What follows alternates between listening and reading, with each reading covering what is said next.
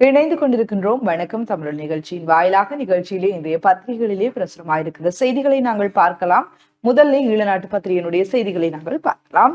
உங்களின் கரிசனைகளை மனித உரிமைகள் பேரவைக்கான எனது அறிக்கையை பிரதிபலிக்கும் மனித புதைகுழிகள் மூலம் வெளிவரும் ஆதாரங்களை பாதுகாப்பது அவசியம். தமிழ் அரசியல் கட்சிகளுக்கும் தமிழ் சிவில் சமூகத்தினரும் மத தலைவர்களும் ஐக்கிய நாடுகள் மனித உரிமைகள் ஆணையாளருக்கும் மனித உரிமைகள் பேரவையின் உறுப்பு நாடுகளுக்கும் ஐக்கிய நாடுகள் செயலாளர் நாயகத்துக்கும் அனுப்பி வைத்த கடிதத்துக்கு பதில் கடிதத்தை எழுதியுள்ள ஐக்கிய நாடுகள் மனித உரிமைகள் ஆணையாளர் வோல்கர் டர்க் தனக்கு அனுப்பப்பட்ட கடிதத்தில் முன்வைக்கப்பட்டுள்ள கரிசனைகளை பிரதிபலிக்கும் விதத்தில் ஐக்கிய நாடுகள் மனித உரிமைகள் பேரவைக்கான தனது அறிக்கை இடம்பெற்றிருக்கும் என தெரிவித்துள்ளார் என்கிறதான இந்த செய்தி பிரதான தலைப்பு செய்தியாக ஈழநாட்டு பத்திரிகையிலே பிரசுரமாக இருக்கிறது. ஐநா மனித உரிமைகள் பேரவையின் ஆணையாளர் வோர்கர் பதில் கடிதம் என்கிறதான இந்த செய்தி பிரசுரமாக இருக்கின்றது. இலங்கைக்கான தனது விஜயத்தின் போது பாதிக்கப்பட்டவர்கள் உயிர் பிழைத்தவர்கள் பலருடனான தனது சந்திப்புகள் மிகவும் உணர்வு பூர்வமானதாக காணப்பட்டது என தெரிவித்துள்ள ஐக்கிய நாடுகள் மனித உரிமைகள் ஆணையாளர் செம்மணி மனித புதைகுழிக்கான எனது விஜயமும் பாதிக்கப்பட்டவர்கள் சட்டத்தரணிகளை சந்தித்தமை அந்த பகுதியில் இடம்பெற்ற பெரும் நினைவு கூறலை பார்வையிட்டமையும் மிகவும் உணர்வு பூர்வமானதாக காணப்பட்டோம் எனவும் குறிப்பிட்டுள்ளார். எனது இந்த விஜயங்கள் ஆதாரங்களை பாதுகாக்க வேண்டியதன் அவசியத்துக்கும் முழுமையான சுயாதீன விசாரணைக்குமான காண்பு நிலையையும் அவசரத்தையும் வழங்கும் என அவர் தெரிவித்துள்ளார். இலங்கையின் தொடர்ந்து வந்த ஆட்சியாளர்கள் இதுவரை சுயாதீனமான வலுவான நியாயமான பொறுப்பு கூறும் பொறிமுறைகளை ஏற்படுத்த தவறிவிட்டனர் என தெரிவித்துள்ள ஐக்கிய நாடுகள் மனித உரிமைகள் ஆணையாளர் அவர்கள் முழுமையான சர்வதேச ஆதாரங்களை எட்டுவதற்கு தவறிவிட்டனர் எனவும் தெரிவித்துள்ளார் என்கிறதான அந்த கடிதமும் பிரசுரிக்கப்பட்டிருக்கிறது. தொடர்ச்சியாக பார்க்கின்ற போது ஐநாவுக்கு சொல்ல வேண்டிய செய்தியையும் நாங்கள் சரியான விதத்தில் சொல்வோம், இப்படி கூறுகின்றார் சுமந்திரன். செம்மணியில் 5 எலும்புக்கூடுகள் மீட்கப்பட்டன என்கிறதான ஒரு செய்தி. மன்னாரில் நேற்று மண் மீட்பு விழிப்புணர்வு போராட்டம் என்கிறதானது செய்தி. 5 ஆண்டுகளில் மாற்றங்கள் செய்ய முடியாது, 15 தொடக்கம் 20 ஆண்டுகள் ஆட்சியில் இருக்க வேண்டும். இலங்கையில் விரும்பிய மாற்றங்களை கொண்டுவர 15 தொடக்கம் 20 ஆண்டுகள் ஆட்சியில் இருக்க வேண்டும் என்று சீன கம்யூனிச கட்சி தன்னிடம் கூறியதாக மக்கள் விடுதலை முன்னணியின் பொதுச் செயலாளர் ரில்வின் சில்வா கூறியுள்ளார். உள்ளூராட்சி அதிகாரங்களை கட்டுப்படுத்தும் மத்திய அரசு வர்த்தமானியை மீளப் பெறுவீர்களா என சபையில் ஸ்ரீதரன் எம்பி கேள்வி. செம்மணி ஸ்கேன் முடிவுகள் 3 வாரங்களில் அறிக்கை என்கிறதான ஒரு செய்தி பிரசுரமாக இருக்கின்றது. 1 வாரத்துக்குள் நீதிபதிகள் 5 பணியிலிருந்து நீக்கம். இலங்கையில் நீதித்துறை சேவை ஆணைக்குழுவினால் 1 வாரத்துக்குள் 5 நீதிபதிகள் பணியிலிருந்து இடைநீக்கம் செய்யப்பட்டுள்ளனர் என்று தெரிவிக்கப்பட்டுள்ளது என்கிறதான செய்திகள் ஈழநாட்டு பத்திரிகையிலே முதற்பக்க செய்திகளாக பிரசுரமாக இருக்கின்றன. தொடர்ச்சியாக உட்பக்க செய்திகளை பார்க்கலாம். மன்னாரில் மக்களின் எதிர்ப்புக்கு மத்தியில் கொண்டுவரப்பட்ட காற்றாலை பாகங்கள் தள்ளாடி சந்தியில் மக்கள் போராட்டம் என்கிறதான படத்துடன் கூடிய ஒரு செய்தி பிரசுரமாக இருக்கிறது. மயிலனி மல்லாகத்தில் கஞ்சாவுடன் 2 கைது என்கிறதான ஒரு செய்தி. தீவக மாணவர்களுக்கான இலவச கல்வி கருத்தரங்கு என்கிறதான படத்துடன் கூடிய ஒரு செய்தி பிரசுரமாக இருக்கின்றது. சண்டிலிப்பாயில் ஊர்கூடி மகிழ்வோம் விசேட புத்தக கண்காட்சியும் நாடக விழாவும். கூத்தாட்டு அவைக்களத்தின் ஏற்பாட்டில் நாளை வெள்ளிக்கிழமை பௌர்ணமி தினத்தில் சண்டிலிப்பாய் வடக்கு தமிழ் கலவன் பாடசாலையில் ஊர்கூடி மகிழ்வோம் என்ற தலைப்பில் விசேட புத்தக கண்காட்சியும் மலிவு விற்பனையும் காலை 9 மணி முதல் மாலை 7 மணி வரை இடம்பெற உள்ளதுடன் மாலை 5 மணி தொடக்கம் நாடக ஆற்றுகைகளும் இடம்பெற உள்ளன என்கிறதானது செய்தி. மன்னார் மக்களை ஏமாற்றினார் என்ற செல்வராஜா கஜேந்திரன் குற்றச்சாட்டு. தர்மபுரத்தில் கசிப்பு உற்பத்தியை கட்டுப்படுத்த போலீஸ் நடவடிக்கை என்கிறதான ஒரு செய்தி பிரசுரமாக இருக்கின்றது. முல்லைத்தீவு உணவகங்களில் நேற்று திடீர் பரிசோதனை என்கிறதான ஒரு செய்தி. தொடர்ச்சியாக உட்பக்க செய்திகளை பார்க்கின்ற போது யாழ் இந்து கல்லூரி அதிபர் வடக்கு ஆளுநருடன் சந்திப்பு என்கிறதான படத்துடன் கூடிய ஒரு செய்தி. சின்னஞ்சிறு கிளிய சிறுவர் பாடல் 28 யாழில் வெளியிடப்பட்டது என்கிறதான ஒரு செய்தியும் பிரசுரமாக இருக்கிறது. சோமரத்ன ராஜபக்சவை சர்வதேச விசாரணைக்கு தயார்படுத்துங்கள் சபையில் கோரினார் ஸ்ரீதரன் எம்பி. தேசபந்து தென்னக்கோன் விவகாரத்தில் மட்டுமல்ல தமிழின படுகொலைகள் மற்றும் கட்டமைக்கப்பட்ட இனவழிப்புகளுக்கும் நீதி விசாரணை வேண்டும். எனவே இந்த செம்மணி விவகாரத்தில் கேப்ரல் சோமரத்ன சர்வதேச விசாரணைக்கு தயார்படுத்தப்பட வேண்டும் என இலங்கை தமிழரசு கட்சியின் பாராளுமன்ற குழு தலைவர் சிவஞானம் ஸ்ரீதரன் வலியுறுத்தியுள்ளார். இலங்கைக்கான சேவையை மீண்டும் ஆரம்பிக்கும் ஆர்கியா ஏர்லைன்ஸ் என்கிறதான செய்தி. ஒருவரை சுட்டுக் கொன்ற வழக்கு 2 பேருக்கு மரண தண்டனை. போதைப்பொருள் குற்றச்சாட்டு 90 போலீஸ் அதிகாரிகள் நீக்கம் என்கிறதான ஒரு செய்தி பிரசுரமாக இருக்கின்றது. வெடிபொருட்களுடன் முதியவர் கைது என்கிறதான ஒரு செய்தி. 6 மாதங்களில் அரசின் வருமான செலவு இடையே 32.3% குறைவடைவு. இடிந்து விழுந்த மண்மேடு, 5 காயங்களுடன் மீட்பு என்கிறதான ஒரு செய்தி பிரசுரமாக இருக்கின்றது. நாடு முழுவதும் குற்றங்களை கட்டுப்படுத்த சிறப்பு திட்டம். நாடு முழுவதும் நிகழும் குற்றங்கள் மற்றும் கொலைகளை கட்டுப்படுத்த சிறப்பு திட்டம் தொடங்கப்பட்டுள்ளதாக பொது பாதுகாப்பு அமைச்சர் ஆனந்த விஜயபால குறிப்பிட்டுள்ளார். வரி குறைப்புக்காக ஏற்கப்பட்ட அமெரிக்க நிபந்தனைகள் எவை? கேள்வி எழுப்புகிறார் வீரவம்ச. வரியை குறைத்துக் கொள்வதற்காக அமெரிக்காவின் நிவாரண நிபந்தனைகள் ஏற்கப்பட்டன என்பதை அரசாங்கம் வெளிப்படுத்த வேண்டும் என்றும் தேசிய சுதந்திர முன்னணியின் தலைவர் விமல் வீரவம்ச வலியுறுத்தியுள்ளார். கால்வாயில் தவறி விழுந்து 7 வயது சிறுவன் உயிரிழப்பு என்கிறதான ஒரு செய்தி பிரசுரமாக இருக்கின்றது. பாகற்காய்களை தாக்கும் புதியதொரு வைரஸ் தொற்று என்கிறதான ஒரு செய்தி. தரம் 5 புலமை பரிசில் பரீட்சை மேலதிக வகுப்புகளுக்கு தடை என்கிறதான ஒரு செய்தியும் பிரசுரமாக இருக்கின்றது. வாழ வழியில்லையெனில் முதியோர் கொடுப்பனவுக்கு விண்ணப்பிக்கலாம், எம்பிக்களுக்கு கூறுகிறது அரசு. ஓய்வூதியமின்றி தமக்கு வாழ்வதற்கு வழியில்லையெனில் வாழ்வாதார கொடுப்பனவு கோரி பிரதேச செயலாளர் ஊடாக முன்னாள் எம்பிக்கள் விண்ணப்பம் தாக்கல் செய்ய முடியும். இவ்வாறு அமைச்சர் நலிந்த ஜெயதிச தெரிவித்துள்ளார் என்கிறதான இந்த செய்தி தொடர்கின்றது. தேசப்பந்துவை பதவி நீக்கும் தீர்மானம் ஜனாதிபதிக்கு. தெற்காசிய பிராந்தியத்தில் சிறிய மீன் வளர்ப்பாளர்களை வலுவூட்டும் திட்டம் என்கிறதான ஒரு செய்தி. வேலை நிறுத்தத்துக்கு தயாராகும் அரசு மருத்துவ அதிகாரிகள் சங்கம். தொடர்ச்சியாக செய்திகளை பார்க்கின்ற போது முன்னாள் ஜனாதிபதிகளின் சலுகை பழிவாங்கும் நோக்கிலேயே நீக்கம் மஹிந்த ராஜபக்ஷ சுட்டிக்காட்டு. தற்போதைய அரசாங்கம் பழிவாங்கும் நோக்கில் முன்னாள் ஜனாதிபதிகளின் சலுகைகளை நீக்குவதாக முன்னாள் ஜனாதிபதி மஹிந்த ராஜபக்ஷ தெரிவித்துள்ளார். 120 வெளிநாட்டவர்களுக்கு தற்காலிக சாரதி அனுமதி என்கிறதான ஒரு செய்தி. அரசு சேவையை நவீன கலாச்சாரத்துக்கு இட்டு செல்ல சகலம் ஒன்றுபடுவோம், ஜனாதிபதி அன்ருகுமார் தெரிவிப்பு. தனி அறைக்குள் பரீட்சையை எழுதிய நாமல் சட்ட ஏற்பாடுகளை தெளிவாக கற்க வேண்டும், அமைச்சர் சுனில் வட்டகல என்கிறதான ஒரு செய்தி.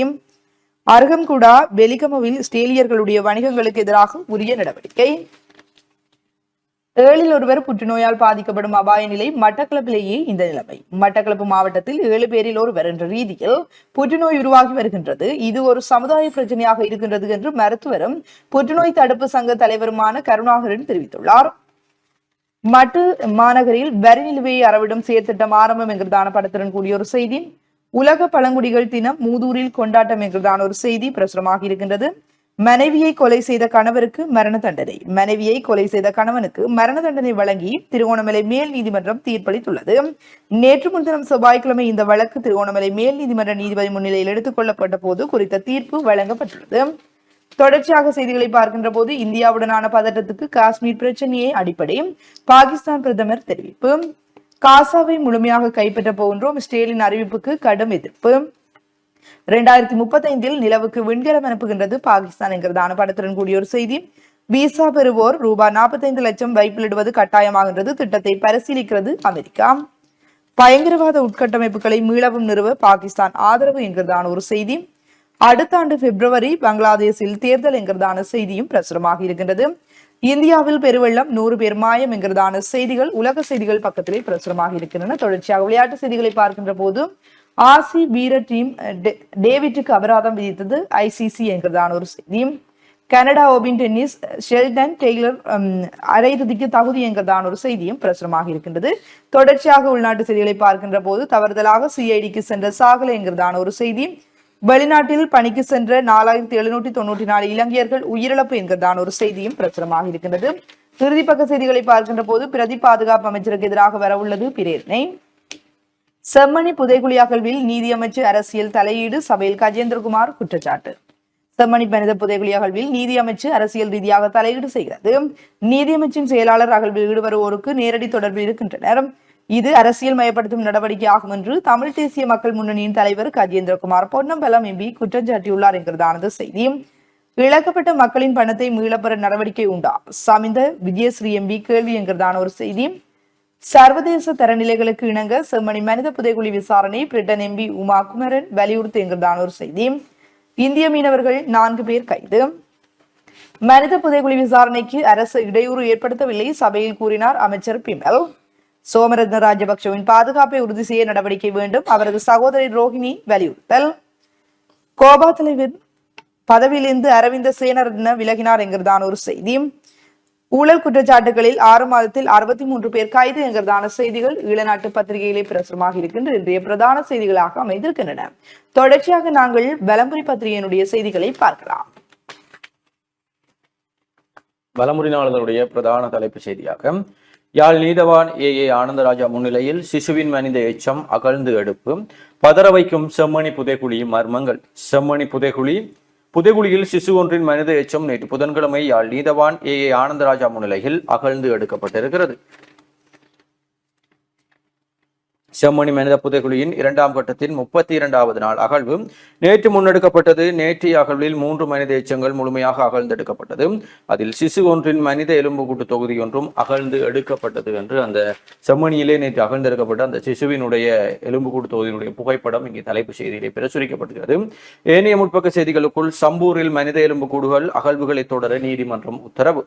மனித எலும்பு எச்சங்கள் காணப்பட்ட சம்பூர் காணியில் மேலும் மனித எலும்பு கூடுகள் மற்றும் எச்சங்கள் உள்ளனவா என்பதை அறிய கிழக்கு பிராந்திய இராணுவ கட்டளை தளபதியின் ஆலோசனையை பெற்று இராணுவ ஆளுநரின் உதவியுடன் முறைப்படி அகழ்வு நடத்துமாறு மூதூர் நீதவான் தஸ்னீம் பவுசான் நேற்று உத்தரவிட்டிருக்கிறார். மேலும் இது தொடர்பான வழக்கு விசாரணையை எதிர்வரும் 26ஆம் தேதி எடுத்துக் கொள்வதாகவும் நீதிமன்றம் அறிவித்திருக்கிறது. அத்துடன் இதுவரை அங்கு கண்டெடுக்கப்பட்ட 3 எலும்புக்கூடுகளில் ஒன்று 25ற்கு குறைந்த ஆண் ஒருவருடையது, மற்றது 25 தொடக்கம் 40 வயதுக்குட்பட்ட ஒருவருடையது, அடுத்தது 40 தொடக்கம் 60 வயதுக்குட்பட்ட ஒருவருடையது என்றும் நேற்றைய வழக்கு விசாரணையின் போது மாவட்ட சட்ட வைத்திய அதிகாரி அறிக்கை சமர்ப்பித்திருந்தார். அவ்வறிக்கை குறித்து மன்றில் உரையாற்றிய சட்ட வைத்திய அதிகாரி, இந்த இடம் மயானம் என்பதற்கு இதுவரை ஆதாரங்கள் முன்வைக்கப்படவில்லை. மேலும் 1க்கும் மேற்பட்ட எலும்பு எச்சங்கள் கண்டறியப்பட்டுள்ளன. இந்த எச்சங்களுக்குரியவர்கள் இயற்கையாக மரணம் அடைந்தார்களா அல்லது ஏதேனும் குற்றச்செயல்கள் மூலம் மரணம் நிகழ்ந்ததா என்பதை கண்டறிய மேலும் ஆய்வுகள் செய்யப்பட வேண்டும் என்று தெரிவித்தார். இக்காணி அரசகாணியாக உள்ள போதும் இங்கு ஒரு மயானம் இருந்ததற்குரிய ஆதாரங்கள் ஏதும் இல்லை. இந்த வழக்கு விசாரணையின் போது தொல்பொருள் திணைக்களம், பிரதேச செயலக செயலாளர் மற்றும் பிரதேச சபை செயலாளர் ஆகியோரால் அறிக்கை முன்வைக்கப்பட்டது. இந்த அறிக்கைகளை ஆராய்ந்த பின்னரே நீதிமன்றம் குறித்த பிரதேசத்தை அகழ்வுக்கு உட்படுத்துமாறு உத்தரவிட்டிருக்கிறது. நேற்றைய வழக்கு விசாரணையின் போதும் மாவட்ட சட்ட வைத்திய அதிகாரி, தொல்பொருள் திணைக்கள அதிகாரி, புவிச்சரிதவியல் துறை அதிகாரி, போலீஸ் குற்றப்புலனாய்வு பிரிவினர், தேசிய கன்னிவெடி அகற்றும் நிறுவனத்தினர், மிதிவெடி அகற்றும் நிறுவனத்தினர், பிரதேச செயலாளர், பிரதேச சபை செயலாளர், காணாமலாக்கப்பட்டோர் செயலகத்தின் சட்டத்தரணி, பிரதேச காணி உத்தியோகத்தர் பிரிவிற்கான கிராம சேவை அலுவலகர் ஆகியோர் மன்றில் முன்னிலையாகி இருந்தனர். கடந்த ஜூலை 19ஆம் தேதி மிதிவெடி அகற்றும் பணிகள் அப்பகுதியில் செயற்படுத்தப்பட்ட போது மனித மண்டையோடு கால் எலும்பு என்பன கண்டுபிடிக்கப்பட்டன.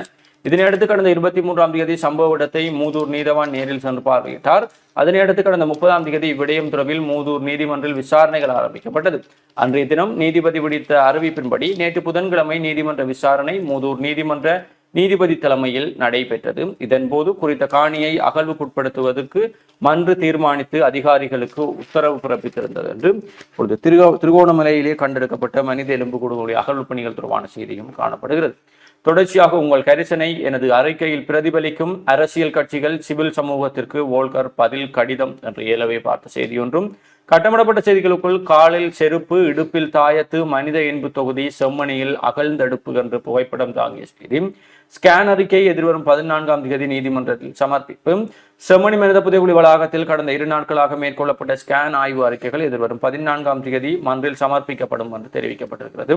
முன்னாள் ராஜாங்க அமைச்சர் சசீந்திர ராயபக்ச கைதாகி மறியலில் என்ற புகைப்படம் தாங்கிய செய்தி, செம்மணி மனித புதைகுழியின் அகழ்வு தற்காலிகமாக நிறுத்தம், எதிர்வரும் 22ஆம் தேதி மீண்டும் அகழ்வு ஆரம்பம், நேற்றும் 6 மனித எச்சங்கள் அடையாளம் என்ற கட்டமிடப்பட்ட செய்தியும், செம்மணியில் தாயம், காசு, செருப்பு மீட்பு என்று அந்த சான்று பொருட்களுடைய மீட்பு தொடர்பான செய்தி, 14ஆம் தேதி திறந்த மன்றில் செம்மணி வழக்கு, எதிர்வரும் 14ஆம் தேதி செம்மணி மனித புதைகுழி தொடர்பான வழக்கு திறந்த மன்றில் யாழ் நீதவான் நீதிமன்றத்தில் இடம்பெறும் என்ற கட்டமிடப்பட்ட செய்தியும், கிளிநொச்சியில் விபத்து, ஒருவர் உயிரிழப்பு என்ற செய்திகள் வலமுறையினுடைய முற்பக்க செய்திகளாக இருக்கிறது. தொடர்ச்சியாக உட்பக்க செய்திகளுக்குள் அரசாங்க பாடசாலைகளில் இணையும் மாணவர் தொகையில் பாரிய வீழ்ச்சி, இலங்கையில் 1ஆம் ஆண்டிற்கும் அரசாங்க பாடசாலைகளுக்கு மாணவர்களை சேர்க்கும் எண்ணிக்கையில் பாரிய அளவில் வீழ்ச்சி ஏற்பட்டுள்ளதாக தெரிவிக்கப்பட்டிருக்கிறது.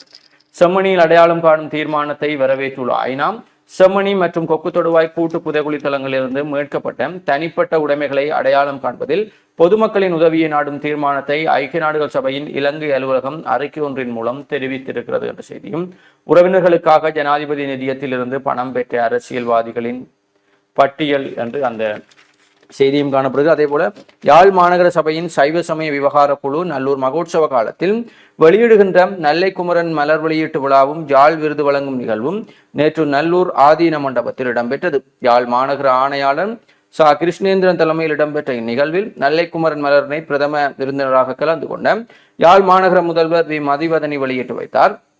இந்நிகழ்வில் உயிரியல் ஆசான் திரு குணசீலனுக்கு 2025ஆம் ஆண்டுக்கான யாழ் விருது வழங்கி வைக்கப்பட்டமை என்று அந்த புகைப்படங்கள் பிரசுரிக்கப்பட்டிருக்கிறது. தொடர்ச்சியாக விளையாட்டு செய்திகளுக்குள் பாலஸ்தீன ஆதரவு பிரச்சாரம், இலங்கை வீரருக்கு அபராதம் என்ற செய்தி, மாபெரும் கரப்பந்தாட்ட போட்டியில் மாமுனை கலைமகள் அணி சாம்பியன் என்ற புகைப்படம் தாங்கிய செய்தி, இந்தியா இங்கிலாந்து டெஸ்ட் தொடரில் முறியடிக்கப்பட்ட வரலாற்று சாதனைகள் என்ற செய்திகளும் விளையாட்டு செய்திகளுக்குள் காணப்படுகிறது. தொடர்ச்சியாக உள்நாட்டு செய்திகளுக்குள் அரச ஊழியர்களின் சம்பளத்தை உயர்த்த விசேட திட்டம் ஜனாதிபதி தெரிவிப்பும், அதிகரிக்கும் ஊழல் 6 மாதத்தில் 63 பேர் கைது சுட்டிக்காட்டிய பிரதமர் என்ற செய்தியும், மேய்ச்சல் திறவையினால் கால்நடைகள் பாதிப்பும், கால்நடைகளுக்கான உரிய மேய்ச்சல் திறவையின்மையால் கால்நடைகள் அழியும் அபாய நிலைமை தோன்றி இருக்கிறது என்று கிளிநொச்சி மாவட்டத்திலே அந்த சம்பவம் பதிவாகி இருக்கிறது. தொடர்ச்சியாக வெளிநாட்டு செய்திகளுக்குள் உத்தரகாண்டில் வெள்ளப்பெருக்கு, நீரில் மூழ்கியது கிராமம், 17 பேர் உயிரிழப்பு, பலர் மாயம், மீட்பு பணிகள் தீவிரம் என்ற செய்தி, கிங்டம் திரைப்படத்திற்கு எதிராக தமிழகத்தில் போராட்டம், நடிகர் விஜய் தேவரகொண்டா நடிப்பில் வெளியான தெலுங்கு திரைப்படமான கிங்டம் ஈழத்தமிழர்களை மிக மோசமாக சித்தரித்து காட்டுவதாக தெரிவித்து தமிழக அரசியல்வாதிகள் பலரும் கண்டனம் வெளியிட்டு வருகின்றனர். இந்தியாவிலிருந்து இலங்கைக்கும் குடிபெயர்ந்து சென்றவர்களை ஈழத்தமிழர்கள் அடிமைகள் போலவும் தீண்டத்தகாதவர்கள் போலவும் நடாத்துவது போன்றும் இத்திரைப்படத்தில் காட்சிகள் இடம்பெற்றுள்ளதாக தெரிவிக்கப்படுகின்றது. கருத்து சுதந்திரம் எனும் பெயரில் ஈழத்தமிழர்களின் வரலாற்றை எப்படி வேண்டுமானாலும் திரித்து தவறாக சித்தரிக்கலாம் என்று எண்ணுவதை ஒரு நாளும் அனுமதிக்க முடியாது என அரசியல்வாதிகள் கண்டித்திருக்கிறார்கள். ஈழத்தமிழர்களின் மலையக தமிழர்களை ஒடுக்கினார்கள் என அத்திரைப்படத்தில் காட்டப்படுவது வரலாற்று திரிவு எனவும் மிக பெரும் மோசடித்தனம் எனவும் விசனம் வெளியிட்டிருக்கிறார்கள். அத்துடன் வரலாற்றில் ஒரு நாளும் நடந்திராத ஒன்றை நடந்ததாக காட்டி ஈழச் சொந்தங்களை மிக மோசமாக சித்தரிக்கும் இப்போக்கு கடும் கண்டனத்துக்குரியது என்று தமிழக அரசியல் தலைவர்கள் கண்டனம் தெரிவித்திருக்கிறார்கள். இதற்கிடையே கிங்டம் திரைப்படம் வெளியாகிய திரையரங்குகளுக்கு முன்னால் போராட்டத்தில் ஈடுபட்ட நாம் தமிழர் கட்சியைச் சேர்ந்தவர்களை தமிழக போலீசார் கைது செய்திருந்தமையும் குறிப்பிடத்தக்கது என்றும் வெளிநாட்டு செய்திகள் இருக்கிறது. தொடர்ச்சியாக உள்நாட்டு செய்திகளுக்குள் மன்னாரில் இளையோர்களினால் முன்னெடுக்கப்படும் கருநிலம் பாதுகாப்பு மண்மீட்பு போராட்டம், மன்னார் மாவட்டத்தில் பல்தேசிய நிறுவனங்களின் இல்மனைட் கனியமணல் சுரண்டல்களினால் மக்களின் வாழ்விடங்கள் மற்றும் பூர்வீக நிலங்கள் அழிவடையும் அபாய நிலைமை காணப்படுகிறது. இது குறித்து நடவடிக்கைகளை கண்டித்து மன்னார் மாவட்ட இளையோர் ஒன்றிணைந்து ஏற்பாடு செய்த விழிப்புணர்வு போராட்டம் நேற்று புதன்கிழமை காலை 10:30 மணியளவில் மன்னார் பஜார் வீதியில் இடம்பெற்றது என்றும் அந்த புகைப்படமும் பிரசுரிக்கப்பட்டிருக்கிறது. வலம்புரியினுடைய ஆசிரியர் தலையங்கமாக பாடசாலை நிர்வாகத்தில் வெளியாரின் தலையீடு என்ற தலைப்பிலே ஆசிரியர் தலையங்கம். உள்நாட்டு செய்திகளுக்குள் செம்மணி விவகாரத்தில் நீதி கிட்ட சர்வதேசம் ஒன்றிணைய வேண்டும், பிரிட்டன் எம்பி உமாகுமாரன் தெரிவிப்பு, யாழில் மலேரியாவுடன் 2 அடையாளம், யாழ் போதனா பிரதிப்பணிப்பாளர் மருத்துவர் சி யமுனானந்தா. யாழ்ப்பாணத்தில் மலேரியா தொற்றுடன் 2 அடையாளம் காணப்பட்டு யாழ் போதனா வைத்தியசாலையில் சிகிச்சை பெற்று வருகின்றனர் என யாழ்ப்பாணம் வைத்தியசாலை பிரதிப்பணிப்பாளர் மருத்துவர் சி யமுனானந்தா தெரிவித்திருக்கிறார். ஊடகங்களுக்கு அனுப்பி வைத்த செய்தியிலேயே அவர் குறிப்பிட்டதாவது, யாழ்ப்போதனா வைத்தியசாலையில் தற்போது 2 மலேரியா நோயினால் பாதிக்கப்பட்டு சிகிச்சை பெற்று வருகின்றனர். இவர்களில் 38 வயதுடைய நெடுந்தீவைச் சேர்ந்த நபர் அதிதீவிர சிகிச்சை பிரிவிலும் 29 வயதுடைய நபர் மருத்துவ விடுதியிலும் சிகிச்சை பெற்று வருகின்றனர். இவர்கள் ஐரோப்பாவிற்கு செல்வதற்காக மேற்காபிரிக்க கினியா வளைகுடாவில் டோகோ என்ற நாட்டில் இருந்து இலங்கைக்கு கட்டுநாயக்க விமான நிலையம் மூலம் மீண்டவர்கள். கடந்த காலங்களில் யாழ்குடா நாட்டில் மலேரியா நோய் தீவிரமான போது அல்லைப்பட்டியில் பிளாஸ்மோடியம் பெல்சிபோம் மலேரியாவின் தாக்கம் அதிகமாக இருந்தது. அவ்வாறே குடத்தனை பளை ஆகிய பிரதேசங்களிலும் இவ்வகை மலேரியா நோய் தாக்கம் அதிகமாக இருந்தது. எனவே தற்போதைய விரைவு உலக பயணத்தில் அடிப்படை விழிப்புணர்வை மலேரியா நோய் தொடர்பாக ஏற்படாத விடத்து மலேரியா மீண்டும் நமக்கு சமூக பொருளாதார சுமையாக மாறிவிடும். எனவே மலேரியா அபாயம் உள்ள இடங்களுக்கு சென்று மீள்பவர்களுக்கு கிரமமான முறையில் குருதி பரிசோதனை, தடுப்பு மருந்துகள் மூலம் சிகிச்சையும் அவசியம். வெறுமனே காகித அறிக்கைகளால் மட்டும் மலேரியா நோயை கட்டுப்படுத்த முடியாது என்று அவர் தெரிவித்திருக்கார் என்ற செய்தியும் காணப்படுகிறது. இவைதான் வலம்புரியினுடைய முக்கிய செய்திகளாக இருக்கிறது. தொடர்ச்சியாக உதயன் நாளிதழின் செய்திகளோடு இணைந்திருக்கலாம். உதயன் பத்திரிகையினுடைய செய்திகளை நாங்கள் பார்க்கலாம். மக்களின் எதிர்ப்புக்கு மத்தியில் காற்றாலை பாகங்கள் மன்னாருக்குள் நுழைவு, இரவிரவாக பெரும் பதற்றம். மன்னாரில் 2ஆம் கட்டமாக காற்றாலை கோபுரங்களை அமைப்பதற்கான பாகங்களுடன் வந்த வாகனங்கள் பெரும் எதிர்ப்புக்கும் பதற்றத்துக்கும் மத்தியில் தலைமன்னாருக்குள் நேற்று அதிகாலை நுழைந்தன என்கிறதான செய்தி பிரதான தலைப்பு செய்தியாக உதயன் பத்திரிகையிலே பிரசுரமாக இருக்கின்றது. தொடர்ச்சியாக செய்திகளை பார்க்கலாம். யாழ்ப்பாணத்தில் மீண்டும் மலேரியா என்கிறதான கட்டமிடப்பட்டுள்ள ஒரு செய்தி. கிளிநொச்சியில் விபத்து, குடும்ப தலைவர் பலி. பயங்கரவாத தடை சட்டம் முற்றாக நீக்கப்பட வேண்டும், பதில் சட்டங்கள் தேவையில்லை, கோடீஸ்வரன் எம்பி தெரிவிப்பு என்கிறதான ஒரு செய்தி. மன்னாரில் காற்றாலைக்கு எதிராக இளையோர் போராட்டம் என்கிறதான படத்துடன் கூடிய ஒரு செய்தி பிரசுரமாக இருக்கின்றது. பொதுவில் தொடக்கம் பொலிகண்டி பேரணி மெல்லாவி பொதுமக்களுக்கு எதிராக வழக்கு தவணை. சிசுவின் என்பு தொகுதி செம்மணியில் மீட்பு என்கிறதான படத்துடன் கூடிய ஒரு செய்தி பிரசுரமாகி இருக்கிறது. தொடர்ச்சியாக உதய நாளிதனுடைய உட்பக்க செய்திகளை பார்க்கின்ற போது சட்ட சிக்கல்களை தீர்ந்தால் தேர்தல் உடன் நடத்தலாம், தேர்தல் ஆணையாளர் தெரிவிப்பு. எல்லை நிர்ணயம் தொடர்பான நாடாளுமன்றத்தில் பிரேரணை சமர்ப்பிக்கப்பட்ட போதும் அதற்கு இதுவரை நாடாளுமன்றத்தின் அனுமதி கிடைக்கவில்லை. இந்த சட்ட சிக்கல்களை தீர்க்கப்படும் போது மாகாண சபை தேர்தலை எந்த சந்தர்ப்பத்திலும் நடத்துவதற்கு தேர்தல்கள் ஆணைக்குழு தயாராக உள்ளது என்று தேர்தல்கள் ஆணையாளர் நாயகம் சமன் ஸ்ரீ ரத்நாயக்கு தெரிவித்துள்ளார். அரசு கட்டமைப்பை மீட்க அடுத்த பட்ஜெட்டில் நிதி ஜனாதிபதி அனுரு தெரிவிப்பு. சிறப்புரிமையை நீக்குவது அரசியல் பழிவாங்கல் மகிந்த குற்றச்சாட்டு என்கிறதான ஒரு செய்தி பிரசுரமாக இருக்கின்றது. மக்கள் பணத்தில் வாழ வெட்கமாக இல்லையா? சுனில் ஹந்துன்னெத்தி காட்டம். ஓய்வு பெற்ற பின்னும் மக்களின் நிதியில் வாழ்வதற்கு அரசு வீடுகளில் வாழ்வதற்கும் ஆசைப்படும் முன்னாள் ஜனாதிபதிகளுக்கு இது தொடர்பில் வெட்கம் இல்லையா என்று அமைச்சர் சுனில் ஹந்துன்னெத்தி கேள்வி எழுப்பியுள்ளார் என்கிறதான இந்த செய்தி தொடர்கின்றது. சோமரத்ன ராஜபக்ஷவின் பாதுகாப்பை பலப்படுத்துக அவரது சகோதரி கோரிக்கை. தெய்வீக கூட்டத்தொடர் 10ஆம் நாள் நிகழ்வுகள் என்கிறதான செய்தி பிரசுரமாக இருக்கின்றது. தொடர்ச்சியாக உட்பக்க செய்திகளை பார்க்கின்ற போது வடக்கு அலுவலர்களிடையே இடமாற்றத்தில் பக்கசார்பு வடக்கு அரசு சேவை பட்டதாரி உத்தியோகத்தர்கள் சங்கம் சுட்டிக்காட்டு. வடக்கு மாகாண பிரதம செயலாளரால் வெளியிடப்பட்டுள்ள NB 4/2025 இலக்கு இணைந்த சேவை உத்தியோகத்தர்களுக்கு வருடாந்தம் இடமாற்றம் 2026 சுற்றறிக்கைகளின்படி அலுவலர்களுக்கு இடையிலான பக்கச்சார்பான இடமாற்ற ஏற்பாடுகள் முன்வைக்கப்பட்டுள்ளன. இதனால் நிர்வாக ரீதியாக முறைகேடுகளை மேற்கொள்வதற்கான வாய்ப்புகள் உருவாக்கப்பட்டுள்ளன என்று வடக்கு அரசு சேவை பட்டதாரி உத்தியோகத்தர்கள் சங்கம் சுட்டிக்காட்டியுள்ளது. அத்துமீறிய மீன்பிடி தமிழக மீனவர்கள் 4 கைது. கிளிநொச்சி மாவட்ட செயலராக நியமிக்கப்பட்டவர் முரளிதரன் என்கிறதான படத்துடன் கூடிய ஒரு செய்தி. 9 கிலோ கஞ்சாவுடன் இணுவிலில் 2 கைது என்கிறதான ஒரு செய்தி பிரசுரமாக இருக்கிறது. தென்னை முக்கோண வலயம் மன்னாரில் கலந்துரையாடல். வடக்கு தென்னை முக்கோண வலய அபிவிருத்தி தொடர்பாக விசேட கலந்துரையாடல் பெருந்தோட்டம் மற்றும் சமூக உட்கட்டமைப்பு வசதிகள் அமைச்சர் சமந்த வித்யாரத்ன தலைமையில் மன்னார் மாவட்ட செயலக கேட்போர் கூடத்தில் கடந்த வியாழக்கிழமை இடம்பெற்றுள்ளது என்கிறதான செய்தி பிரசுரமாக இருக்கின்றது. யாழ் இந்து கல்லூரியினர் வடக்கு ஆளுநருடன் சந்திப்பு என்கிறதான படத்துடன் கூடிய ஒரு செய்தி பிரசுரமாக இருக்கின்றது. இடமாற்ற சிக்கல்களுக்கு தீர்வு கிட்டாவிட்டால் போராட்டம் அரசு மருத்துவ அதிகாரிகள் சங்கம் எச்சரிக்கை. மருத்துவர்களுடைய இடமாற்ற பட்டியல் தொடர்பான பிரச்சனைகள் எதிர்வரும் 11ஆம் தேதி முன்னர் தீர்வு கிடைக்கப்படாவிட்டால் நாடளாவிய ரீதியில் பணிப்புறக்கணிப்பு போராட்டம் முன்னெடுக்கப்படும் என்று அரசு மருத்துவ அதிகாரிகள் சங்கம் அறிவித்துள்ளது. கடனை கேட்டவர் வெட்டி கொலை. கூறிய ஆயுதத்தால் தாக்கப்பட்டதில் இளைஞர் ஒருவர் நேற்று முன்தினம் உயிரிழந்துள்ளார். கடனாக வழங்கப்பட்டு 75,000 ரூபாயை வசூலிக்க சென்ற போது இந்த கொலை இடம்பெற்றுள்ளதாக விசாரணையில் தெரிய வந்துள்ளது. கால்வாயில் தவறி விழுந்த சிறுவன் சாவு என்கிறதான ஒரு செய்தி பிரசுரமாக இருக்கின்றது. தொடர்ச்சியாக உட்பக்க செய்திகளை பார்க்கின்ற போது மாயமான மீனவர்கள் பாதுகாப்பாக மீட்பு என்கிறதான ஒரு செய்தி. போரை முடித்து வைத்தால் பழிவாங்கப்படும் கடற்படை விமல் வீரவம்ச கண்டுபிடிப்பு என்கிறதான செய்தியும் பிரசுரமாக இருக்கிறது. இவைதான் இன்றைய உதயன் பத்திரிகையிலே பிரசுரமாக இருக்கின்ற பிரதான செய்திகளாக அமைந்திருக்கின்றன. தொடர்ச்சியாக நிகழ்ச்சியிலுமே சிறியதொரு விளம்பர இடைவெளி எடுத்து பின் மீண்டும் நிகழ்ச்சியின் வாயிலாக இணைந்திருக்கலாம்.